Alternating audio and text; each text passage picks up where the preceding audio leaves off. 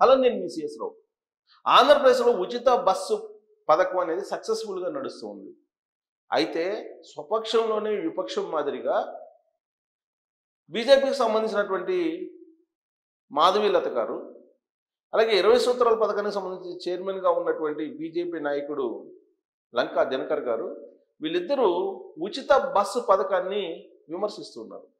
అసలు ఆ పథకం అవసరం ఏంటి అనేటువంటి క్వశ్చన్ చేస్తూ ఉన్నారు. అసలు బస్సు సేడిజం అని పెట్టి టైటిల్ పెట్టాం. అసలు ఈ పదం సేడిజం అనేటువంటి పదం అసలు తెలుగులో ఉందా అనేటువంటి ఒక సందేహం మీకు కలగవచ్చు. అసలు ఈ పదాన్ని ఎక్కడ పట్టుకొచ్చారు మీరు అని చెప్పి కూడా మీరు అడగచ్చు. ఇది జగన్మోహన్ రెడ్డి గారు వాడేటువంటి పదం.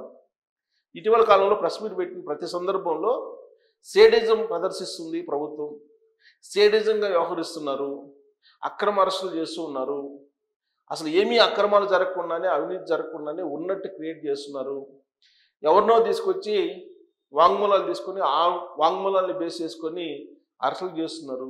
ఇది సేడిజం కాక ఏమవుతుంది అని చెప్పి అనేక సందర్భాల్లో ఆయన ప్రశ్నించారు. అందుకే ఈ సేడిజం అనేదాన్ని నేను ఉపయోగించాను ఇక్కడ. అందుకే చాలామంది డౌట్ వస్తుందని నేను ఈ ఎక్స్ప్లెనేషన్ ఇస్తున్నాను. ఇది బహుశా దాన్ని వీళ్ళిద్దరికీ వర్తింపజేయటానికి అవకాశం దొరికింది. ఇప్పుడు ఇది ఉచిత బస్సు పథకాన్ని సక్సెస్ఫుల్గా చంద్రబాబు నాయుడు గారు ఆంధ్రప్రదేశ్లో అమలు చేస్తున్నారు. పబ్లిక్ నుంచి సర్వే చేస్తే దాదాపుగా 85% సాటిస్ఫాక్షన్గా ఉన్నారు. ఉచిత బస్సు పథకాన్ని వినియోగించుకుంటున్నారు అక్కడ ఉన్న మహిళలు. దాదాపుగా 40 లక్షల మంది మహిళలు తొలి 2 రోజుల్లోనే ఉపయోగించుకున్నారు. 12 కోట్ల రూపాయల విలువైనటువంటి ప్రయాణాన్ని వాళ్ళు చేశారు. ఇప్పటి వరకు దాదాపుగా 2,000 కోట్ల రూపాయలు భారం పడుతుంది ప్రభుత్వం మీద. అయినప్పటికీ కూడా చంద్రబాబు నాయుడు గారు ఆ పథకాన్ని అమలు చేస్తూ ఉన్నారు. ఎందుకు అమలు చేస్తున్నారంటే ఎన్నికల ముందు 2024 ఎన్నికలకు ముందు ఆయన ఉచిత బస్సు పథకాన్ని అనౌన్స్ చేశారు. సూపర్ 6లో అదొక పథకం. ఇప్పుడు భారతదేశ వ్యాప్తంగా దాదాపుగా 6 రాష్ట్రాల్లో ఈ ఉచిత బస్సు పథకాన్ని అమలు చేస్తున్నారు. పక్కనే ఉన్నటువంటి తెలంగాణ అలాగే కర్ణాటకలో కూడా అమలు చేస్తున్నారు.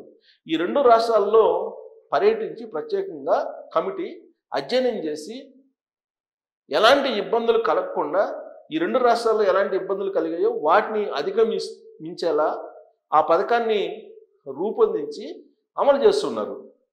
6 రకాల బస్సుల్లో ఇప్పుడు అనుమతిస్తూ ఉన్నారు ఆంధ్రప్రదేశ్లో ఉండేటువంటి మహిళలకి.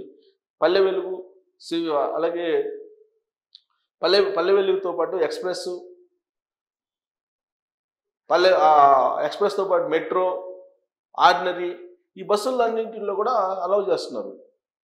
దాదాపు 85%, 75 నుంచి 85% బస్సుల్లో ఉచిత బస్సు పథకాన్ని అమలు చేస్తూ ఉన్నారు.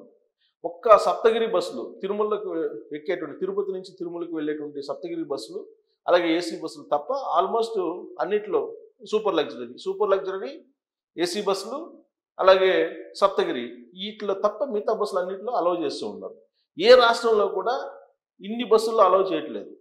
తెలంగాణలో కూడా 4 రకాల బస్సులను అమలు చేస్తూ ఉన్నారు. పైగా అక్కడ నాన్ స్టాప్ కూడా అలౌ లేదు. ఆంధ్రప్రదేశ్లో నాన్ స్టాప్ బస్సులకు అలౌ లేదు. సో ఇలాంటి కండిషన్స్ అన్నీ పెట్టి, అలాగే మహిళలకు వెసులుబాటుగా ఏముంటుందో అదే అమలు చేస్తున్నారు. వాస్తవంగా చంద్రబాబు నాయుడు గారు చెప్పింది ఏంటి? బీజేపీ వాళ్ళకి తెలీదా? తెలుసు బీజేపీ వాళ్ళకి. ఆయన గ్రామీణ ప్రాంతాల్లో ఉండేటువంటి మహిళలు కూరగాయలు, పాలు, పెరుగు ఇవి సమీపంలో ఉండేటువంటి పట్టణాలకు తీసుకెళ్ళి అమ్ముకుంటారు. ప్రతిరోజు అమ్ముకొని మళ్ళా తిరిగి గ్రామాలకు వస్తుంటారు. అలాంటి వాళ్ళని ఉద్దేశించి ఈ ఉచిత బస్సు పథకాన్ని అమలు చేయాలని చెప్పి అనుకుంటున్నానని ఎన్నికలకు ముందు ఆయన చెప్పారు. అది కూడా జిల్లా యూనిట్గా చేసుకుని అమలు చేస్తానని కూడా చెప్పారు.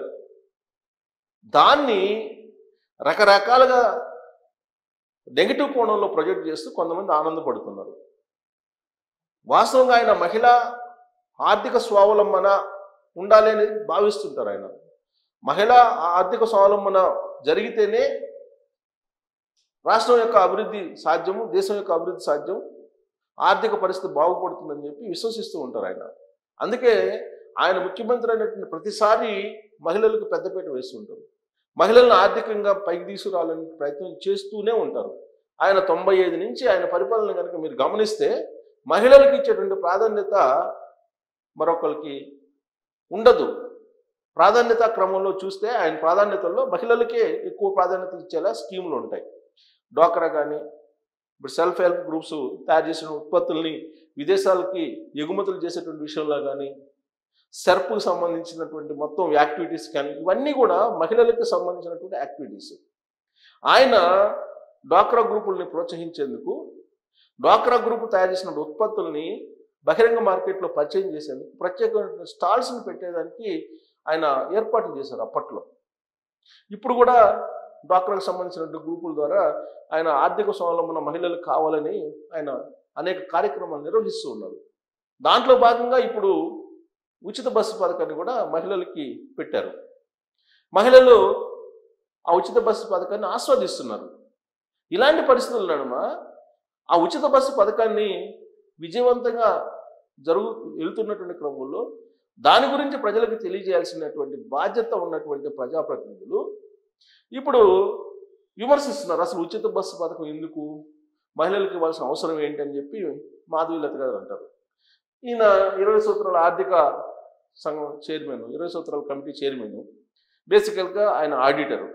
అసలు ఆయన ఉచిత పథకాలు ఎందుకు అని అంటారు. మరి ఆ రోజున ఎన్నికలకు ముందు సూపర్ 6 అనౌన్స్ చేసినప్పుడు బీజేపీ ఉంది కదా, బీజేపీ, జనసేన, తెలుగుదేశం పార్టీ కలిసే కదా ప్రచారం చేసింది. సూపర్ 6లో అమలు చేసిన కారణంగా వచ్చేటువంటి క్రెడిట్ కూటమికే కదా వచ్చేది. ఒకవేళ అమలు చేయకపోతే వచ్చేటువంటి నెగిటివ్ పాయింట్స్ కూటమికే కదా వచ్చేది. ఆ కూటమిలో బీజేపీ ఉంది కదా.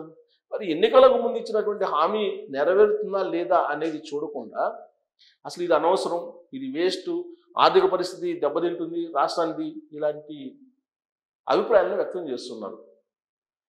కానీ ప్రభుత్వం ఒక ప్రత్యేకమైన కమిటీని వేసింది ఆ పథకాన్ని అమలు చేయడానికి. ఆ కమిటీ ఇచ్చినటువంటి నివేదిక ప్రకారం మహిళలకు ఆర్థిక స్వావలంబనతో పాటు మహిళలు ఒక ప్రాంతం నుంచి ఇంకో ప్రాంతానికి వెళ్ళినప్పుడు కొనుగోళ్లు, అమ్మకాలు కూడా జరుగుతాయి. తత్కారణంగా పరోక్ష పన్నులు లేదా ప్రత్యక్ష పన్నులు, ఎక్కువగా పరోక్ష పన్నులు రాష్ట్ర ఖజానాకు కూడా వచ్చే అవకాశం ఉంది అనేటువంటి అభిప్రాయాన్ని, అలాంటి ఆలోచనతోటి కమిటీ నివేదిక ఇచ్చింది. మహిళలకి వీలున్నంత వరకు వెసులుబాటు కలిగించేలా, సౌకర్యంతో ఉన్నటువంటి ప్రయాణాన్ని కలిగించేలా నిర్ణయం తీసుకుంది. ఆ నిర్ణయాన్ని ప్రశంసించాల్సింది పోయి ఇటు లంకా దినకర్ గారు, మాధవీలత గారు ఇద్దరు బీజేపీ అయ్యుండి కూడా ఆ బస్సు ప్రయాణం అసలు వేస్ట్, ఆర్థిక పరంగా ఇబ్బందులు తప్ప అని చెప్పి వాళ్ళు ప్రశ్నిస్తున్నారు. వాస్తవంగా సంక్షేమమే వద్దు అనేటువంటి వాళ్ళు కూడా ఉన్నారు. సంక్షేమ పథకాల కారణంగా ఆర్థిక పరిస్థితి దెబ్బతింటుంది అనేటువంటి వాళ్ళు కూడా ఉన్నారు. ప్రత్యేకించి ఉద్యోగులు ఈ సంక్షేమ పథకాలను ఇవ్వద్దు అని చెప్పి వాళ్ళు కోరుకుంటున్నారు. ఎందుకంటే ఆ సంక్షేమ పథకాలను ఇస్తే కనుక మాకు బకాయిలు పడుతున్నారు అనేది వాళ్ళ బాధ. సో కాబట్టి సంక్షేమ పథకాలకు వ్యతిరేకంగా ఉన్నారు ట్యాక్స్ కట్టేవాళ్ళు, ట్యాక్స్ పేయర్స్ సంక్షేమ పథకాలకు వ్యతిరేకంగా ఉన్నారు. అయినప్పటికీ కూడా పేదల్ని అప్లిఫ్ట్ చేయడానికి సంక్షేమ పథకాలు అవసరము అని చెప్పి తెలుగుదేశం పార్టీ మొదటి నుంచి భావిస్తుంది. ఎన్టీఆర్ గారి టైం నుంచి సంక్షేమ పథకాలను అమలు చేయడంతో పాటు వాటిని మెరుగైనటువంటి రీతిలో ప్రజలకు, లబ్ధిదారులకు చేర్చడానికి ప్రయత్నం చేస్తుంది. దాంట్లో భాగంగానే సూపర్ 6లు సూపర్ హిట్ అయ్యాయి వీళ్ళంత వరకు ఎక్కువగా ఆంధ్రప్రదేశ్లో అనేటువంటి అభిప్రాయంతో తెలుగుదేశం పార్టీ ఉంది, కూటమి ప్రభుత్వం ఉంది. కానీ ఎందుకు వీళ్ళిద్దరు వ్యతిరేకంగా మాట్లాడుతున్నారు అనే దాని మీద ఇప్పుడు రాజకీయ కోణాన్ని తీస్తున్నారు ప్రత్యర్థులు. బీజేపీ విడిపోబోతుంది కూటమి నుంచి, అందుకే ఇలాంటి కామెంట్స్ చేస్తున్నారు. ఇది కూటమిని ఇబ్బంది పెట్టేలాగా బీజేపీ ఆడుతున్నటువంటి కొత్త గేము అనేటువంటి ప్రచారానికి ఆస్కారం కలుగుతుంది ఇలాంటి వాళ్ళ స్టేట్మెంట్స్ కారణంగా. మరి వీళ్ళు ఇచ్చినటువంటి స్టేట్మెంట్స్ని మనం ఆహ్వానిద్దామా, లేదా ఉచిత బస్సు పథకం ఆపేసేటువంటి కార్యక్రమం కావాలా? ఒకవేళ ఆపేస్తే హామీ నెరవేరలేదంటారు కదా, అప్పుడు ఇంకో రకంగా విమర్శిస్తారు కదా. సో కాబట్టి ఉచిత బస్సు పథకం ఆంధ్రప్రదేశ్లో సక్సెస్ఫుల్గా నడుస్తుందా లేదా, వీళ్ళు చేసినటువంటి కామెంట్స్ని మనం పరిగణలోకి తీసుకోవాలా అనే దాని మీద మీరు కామెంట్ చేయొచ్చు. Thank you.